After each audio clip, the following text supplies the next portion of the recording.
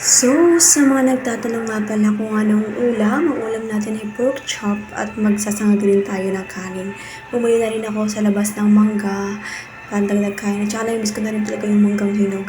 Naghiwa na rin ako ng bawang dyan para pagluto ng pork chop, magsasangag din tayo ng kanin. Hindi ko nga alam kung ano yung tamang paghiwa ng bawang, pero syempre, nothing is perfect. No one is perfect. Kung ang dami sinabi, naghiwa lang ng bawang. Kasi na nga, tapos niyan, magabalik din na tayo ng pork. Natasikan pa ako na ng mantika, ang sakit asin, pero tatawag mo lang kahit nasasaktan ka. Gano'n naman ang buhay, di ba? Hugot. Ayun na, binabagad ko na yung pork chop.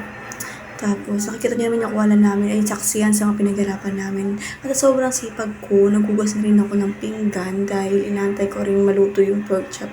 Inugasan ko na rin yung pinggan. Kwento nga rin pala dati, sabi ko, tsaka na ako maghugas ng pinggan kapag maayos nila babo namin. So, yun na nga, ang daming kwento. Luto ng ating pork chops, yun na nga, tapos may sausawan na rin, tapos yung mangga, kakain na lang kami. So, tinawag ko na nga sila, sabi ko, ready na pagkain, kakain na kami. Ayan, nakapaghapag na rin. At nakapag ba yun?